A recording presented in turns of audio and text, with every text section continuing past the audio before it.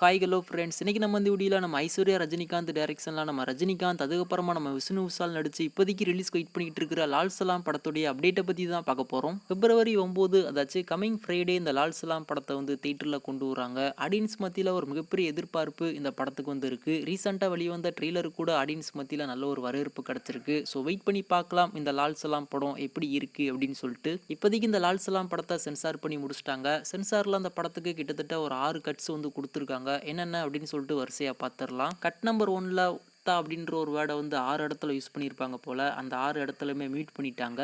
அதுக்கப்புறமா பாகிஸ்தான், வீர சிவாஜி அவுரங்கசீப்பா, அதுக்கப்புறமா அவுரங்கசீப் சிவாஜி, இந்த 4 வேர்ட்ஸுமே ரீப்ளேஸ்மெண்ட் பண்ணியிருக்காங்க. அதாச்சும் இந்த 4 வேர்டையுமே தூக்கிட்டு வேற ஏதோ ஒரு 4 வேர்டை வந்து சேர்த்துருக்காங்க. அதுக்கப்புறமா கட் நம்பர் 2ல பாபர் மசூதி இடிச்சப்பறம் அப்படின்ற இந்த ஒரு வேர்டை வந்து மீட் பண்ணியிருக்காங்க. அதுக்கப்புறமா டிசம்பர் 6 பாபர் மசூதி இடிப்பு அப்படின்ற இந்த ஒரு வேர்டை தூக்கிட்டு அதுக்கு பதிலாக டிசம்பர் 6 முஸ்லிம்ஸ் அப்படின்ற இந்த ஒரு வேர்டை வந்து ரீப்ளேஸ்மெண்ட் பண்ணியிருக்காங்க. அதுக்கப்புறமா கட் நம்பர் 3ல மொத்தம் அப்படின்றதுல இருந்து ஆரம்பிச்சு ஜெயிக்க முடியும் அப்படின்றதுல முடிகிற ஒரு சீக்வன்ஸாக மாடிஃபைட் பண்ணியிருக்காங்க. அதாச்சும் கிட்டத்தட்ட ஒரு 2 நிமிடம் 1 செகண்டுக்கு டெலீட் பண்ணியிருக்காங்க. அதே மாதிரி 1 நிமிடம் 44 செகண்டுக்கு ரீப்ளேஸ்மெண்ட்டும் பண்ணியிருக்காங்க. அதில் குறிப்பாக படத்துடைய ஓப்பனிங் சீனே இதுதான். அதிலே டெலீட் பண்ணிட்டு மறுபடியும் ரீப்ளேஸ்மெண்ட்டும் பண்ணியிருக்காங்க. அதுக்கப்புறமா கட் நம்பர் 4ல பைக்கும் அதிலிருந்து ஆரம்பிச்சு பண்ணுங்க அப்படின்ற இந்த ஒரு வேர்டை படத்துல இருந்து டெலீட் பண்ணி எடுத்துட்டாங்க. அதில் குறிப்பாக அதோட சேர்ந்து வரக்கூடிய விசுவல்ஸுமே கட் பண்ணி தூக்கிட்டாங்க. அதுக்கப்புறமா கட் நம்பர் 5ல புதைக்கிறதுக்கு அதிலிருந்து ஆரம்பிச்சு பிளேயர்ஸ்னு முடிகிற இந்த ஒரு சீனில் முஸ்லீம் ஹிந்து அப்படின்னு சொல்லிட்டு இந்த 2 வேர்ட்ஸை வந்து யூஸ் பண்ணியிருப்பாங்க போல. இந்த 2 வேர்டையுமே படத்தில் மீட் பண்ணிட்டாங்க.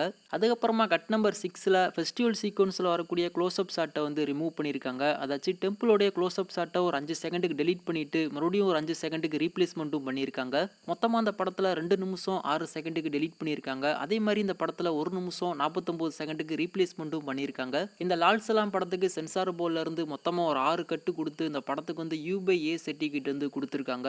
இந்த படத்தை சென்சாருக்கு அப்ளை பண்ணும்போது இந்த படத்துடைய டோட்டல் ரன்னிங் டைம் 152 நிமிஷம் 38 செகண்டுக்கு வந்து இருந்திருக்கு. அதாச்சும் 2 மணி நேரம் 32 நிமிஷம் 38 செகண்டுக்கு வந்து இருந்திருக்கு. படத்தை சென்சார் பண்ணி முடிச்சதுக்கு அப்புறமா இந்த படத்துடைய ஃபைனல் ரன்னிங் டைம் 152 நிமிஷம் 21 செகண்டுக்கு வந்து இருக்கு. அதாச்சும் 2 மணி நேரம் 32 நிமிஷம் 21 செகண்டுக்கு வந்து இருக்கு. கிட்டத்தட்ட ஒரு 2.5 மணி நேரத்துக்கு இந்த லால் சலாம் படத்துடைய ரன் டைம் வந்து இருக்கு. கண்டிப்பா அந்த படத்துல எந்த ஒரு லேகுமே இருக்காது அப்படின்ற மாதிரி தான் நான் எதிர்பார்க்கிறேன். கமிங் ஃப்ரைடே இந்த லால் சலாம் படத்தை வந்து தியேட்டரில் கொண்டு வராங்க. கூடிய சீக்கிரம் இந்த படத்துடைய டிக்கெட் புக்கிங் எல்லாமே ஓப்பன் பண்ணிடுவாங்க. உங்களுக்கு பிடிச்ச தியேட்டரில் டிக்கெட்டை புக் பண்ணிட்டு இந்த லால் சலாம் படத்தை தியேட்டரில் போய் பாருங்க. வெயிட் பண்ணி பார்க்கலாம் இந்த லால் சலாம் படம் எப்படி இருக்கு அப்படின்னு சொல்லிட்டு.